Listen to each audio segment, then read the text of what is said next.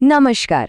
ચાલો આજે એક એવી સરસ મજાની વાર્તા સાંભળીએ જેનું નામ છે રાજા વીરસિંહની સાર્વભૌમ કરુણા. આ વાર્તા છે એક એવા રાજાની, એક એવા શાસકની જેણે પોતાના લોકોના દિલમાં જગ્યા બનાવી હતી. તો ચાલો આ વાર્તામાં આપણે સાથે મળીને જોઈએ કે સાચું નેતૃત્વ ખરેખર કોને કહેવાય.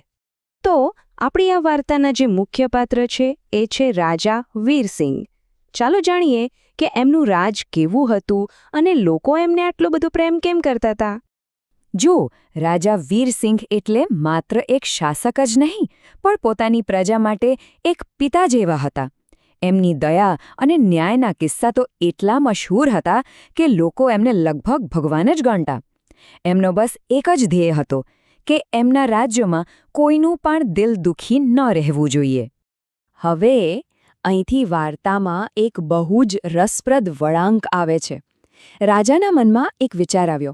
એમને જાણવું હતું કે એમના રાજ્યમાં ખરેખર શું ચાલી રહ્યું છે, જમીની હકીકત શું છે, અને આ જાણવા માટે એમણે એક અનોખો રસ્તો અપનાવ્યો. તમે જુઓ, મોટાભાગના રાજા મહારાજાઓને તો એમના મંત્રીઓ જે કહે એ જ સાંભળવા મળે, ખરું ને? પણ વીરસિંહ એવા નહોતા. એમને કોઈ વચેટિયા વગર સીધે સીધું લોકો પાસેથી જ સાચી વાત જાણવી હતી.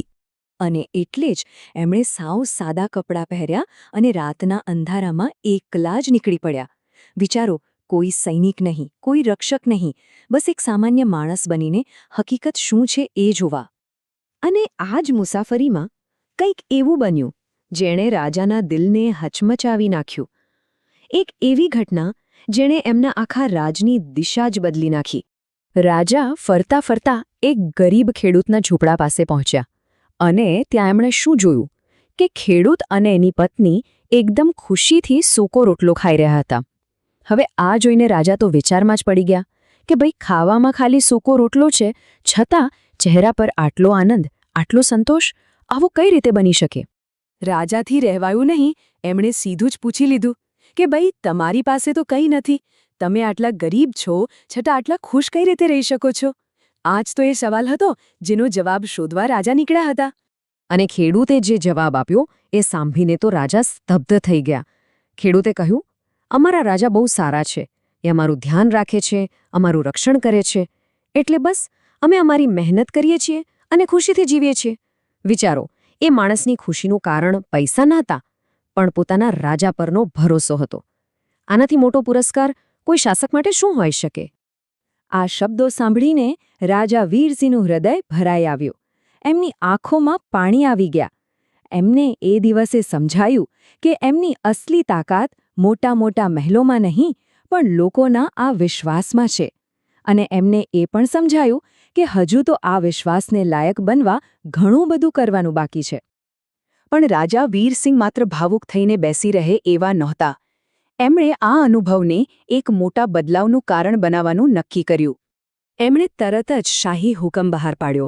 પહેલું, બધા ગરીબ ખેડૂતોને સારામાં સારા બીજ આપવામાં આવે. બીજું, દરેક ખેતર સુધી પાણી પહોંચે એની વ્યવસ્થા કરવામાં આવે. અને ત્રીજું, ખેતી માટેના નવા સાધનો પણ પૂરા પાડવામાં આવે. આ માત્ર હુકમ નહોતો, એ એમના લોકોના વિશ્વાસનું સન્માન હતું. અને આ મહેનતનું ફળ મળતા બહુ વાર ન લાગી. જે બદલાવ આવ્યો એ તો જાણે કોઈ જાદુ જેવું હતો. બસ થોડા જ મહિનાઓમાં આખું રાજ્ય હરિયાળું અને સમૃદ્ધ બની ગયું. જ્યાં ગરીબી હતી ત્યાં હવે ખુશાલી હતી. લોકોના ચહેરા પર હવે માત્ર સંતોષ નહોતો, પણ પોતાના રાજા માટે અને પોતાના રાજ્ય માટે ગર્વ પણ હતો. તો આ આખી વાર્તામાંથી આપણને શીખવા શું મળ્યું? એનો બોધપાઠ શું છે? ચાલો એના પર એક નજર કરીએ. સીધી અને સરળ વાત છે. સારો રાજા કે સારો નેતા એ જ છે જે લોકોનું દુઃખ સમજે અને એને દૂર કરવા માટે ખરેખર કંઈક કરે. માત્ર વાતો નહીં, પણ કામ. રાજા વીરસિંહે બસ આ જ કરી બતાવ્યું. આ વાર્તા આપણને એક સવાલ પર લાવીને મૂકી દે છે કે ખરેખર એક સારા નેતાના સૌથી જરૂરી ગુણ કયા છે? શું એ દયા છે, ન્યાય છે, કે પછી લોકોનો વિશ્વાસ જીતવાની કળા? આ વાર્તા તો એ જ કહે છે કે સાચું નેતૃત્વ સત્તાથી નહીં, પણ સેવાથી અને લોકોના દિલ જીતવાથી મળે છે. આ જ વિચાર સાથે આજની વાત અહીં પૂરી કરીએ.